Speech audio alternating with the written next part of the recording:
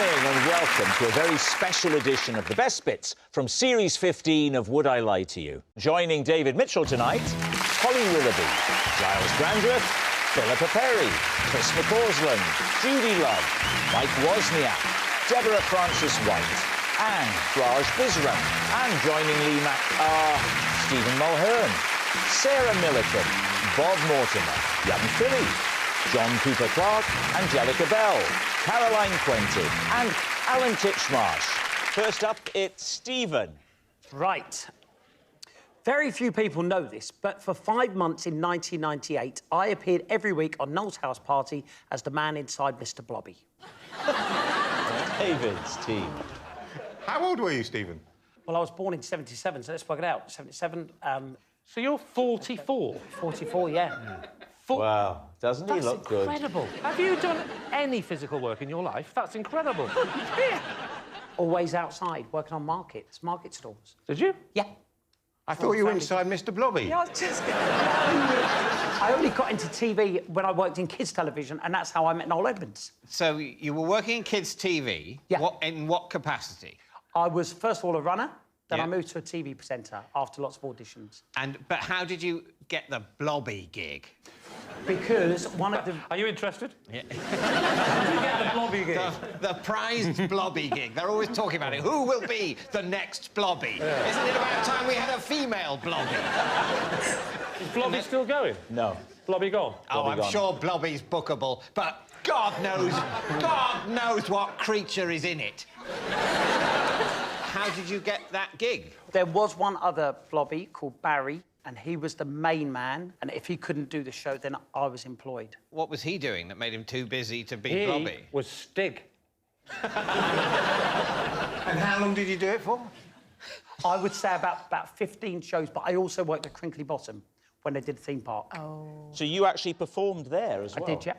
Wow. I would like to ask, did you have to do the voice when you did the suit? Yeah, I would speak into, like, there was, I don't know what you call it, but it's the reverse of, like, one of those tannoys, and it would just change the voice. Oh, so what would you say? Blobby, blobby, blobby.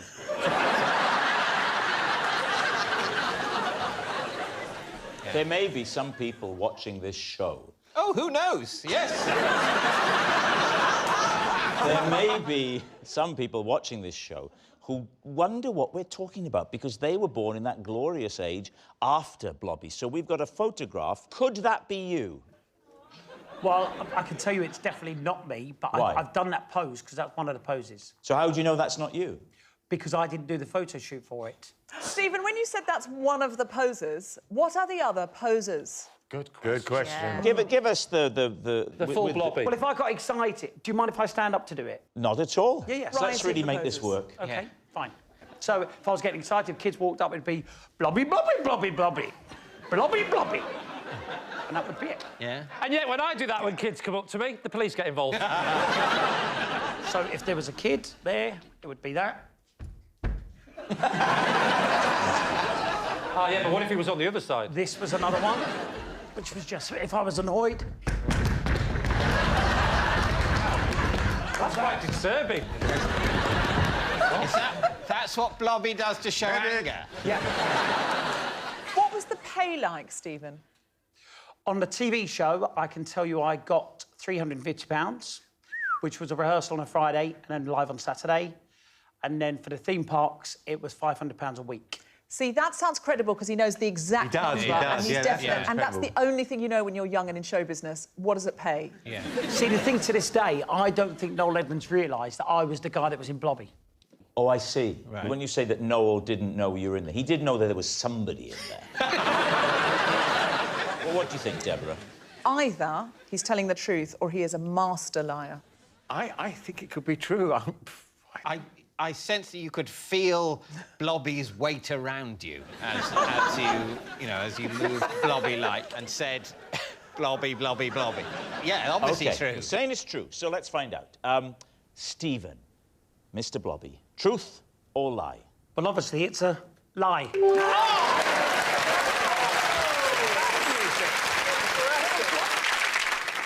John, it's your turn.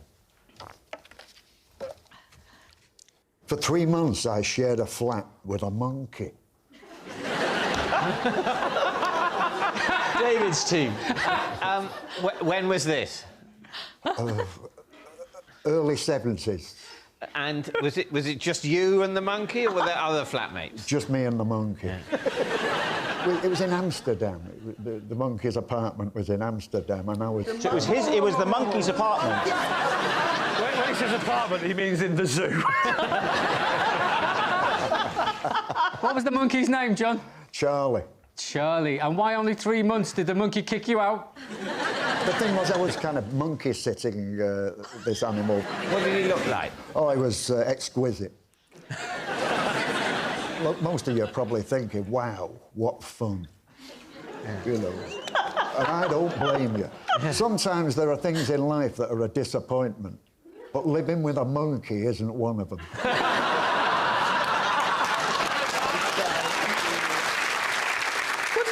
What did he eat? He wanted what you were eating. Oh. Really? Which at the time was a lot of chips. Could he do any tricks at all? Could he do any Tricks, he was full of them. What do you want? He'd have the guillotine, he'd have the sword the lady in half, he had the lot. I used to take him to the park with one of those extendable dog leashes, you know, where you So they had them in the early 70s. Oh, they had them. But the point is, you know, that when I extended the leash, it would run up into the nearest tree. So I would be stood for ages, you know, with my arm extended up Wow. into a And tree. it then looks like you're taking your tree for a walk. So when you had to go, like, and meet this monkey, how long was the owner there with you? Yes, of course, I did have to go for a kind of audition. He didn't want to leave his precious pal with any old schmuck. What are you looking at me for? You know, How did you ace the audition? well, we seemed to hit it off. You and the Although we did get off to a bad start, actually. Yeah. I went round to his apartment to audition. There was one empty chair, but it was occupied by the monkey, which was curled up asleep in this chair. So I picked it up thinking it was a cat. And then it went rigid. I could feel its ribs suddenly, and all of its muscles tightened up. And it shrieked once and once only, but for about 10 minutes. It was like it was plugged into the mains. Anyway, I threw it as if 'twere a cat. Oh, yeah. You know, they land on the feet. Yeah. But he's a monkey, he didn't land on his feet. He landed in an ungainly heap. And then it kind of scuttled away, looking back over its shoulder in my direction, in a real accusatory manner. So, John, given you were so close after 3 months, it must be very hard to say goodbye. It was a hell of a wrench. Yeah. Monkey wrench. Hell of a wrench.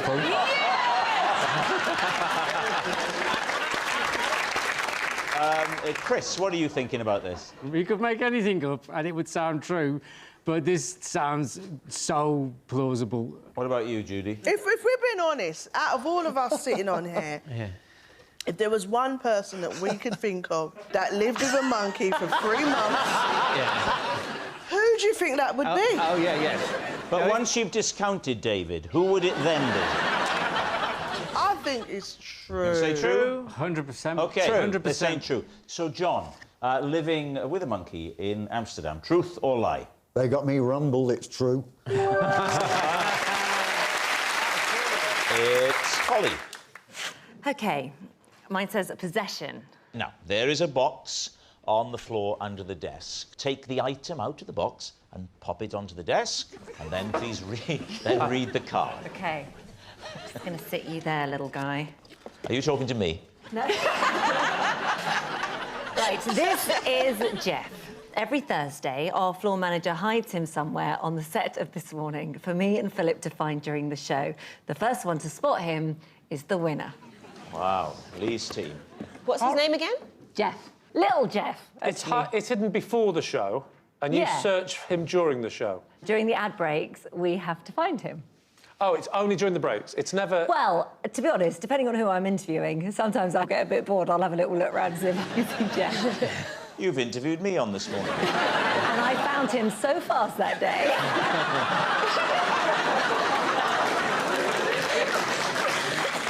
So who finds him the most, you or Philip? It's pretty even Stevens. We've been doing it for so long, and actually, I mean, I've been there 12 years, and little Jeff is a lot older than that. Can we have a look at little Jeff? Yes. Let little Rob take little Jeff over there. I'll say this. I look huge next to Jeff. Hold it. Wow. Jeff is a very disturbing-looking dog. Yeah. I know. It's Jeff like is the from a kind of thing horror you'd see in a horror film. Yeah. Can you face Jeff towards us? Ooh, Jeff's horrible. Where's the most obscure place you found Jeff? Well, once... That's a question that you need context. The longest Jeff has gone missing was for 2 weeks. And we couldn't find Jeff... On set? We couldn't find Jeff anywhere, and there was a teapot on the shelves, and Jeff was squished inside the teapot. But the thing is, there must be times when you've accidentally found him whilst you're on air. Never. Never cropped up? Jeff has never, ever made it on air. In fact, I had to get special sort of dispensation to get Jeff on telly today because he's a real This Morning... Oh, he's not exclusive to ITV? No. Because we couldn't get Philip Schofield. I mean, not that we tried. No, I'm just saying on another series. That's all I meant. That's all I meant. Holly, whenever I've been in that studio, there's hardly anything in there apart from where the presenters are. Yeah. It's just a bare, barren studio for the cameras to fall apart. No, there is loads in there. Well, not when I've been on it. Maybe they think I'm going to steal things. There's It's a good quite a lot point. of places. It's There's loads of shelves, there's windows. I don't know that there's 12 years worth of places. Well, there's lots of different cushions. There are repeat offenders, you know, Yeah, I mean, to be fair, places. we haven't got 15 years of guests. Sometimes we have to keep bringing people back. OK, so what are you going to say, then? Angelica? I think it could be true. I've got the killer question, and I know the answer to this. Who is the most delighted when they find it, you or Philip? Me. I thought that is true, then. Because you look like the kind of person... Yes! Where Philip would just sort of go, whatever. I've got second-hand cars to sell.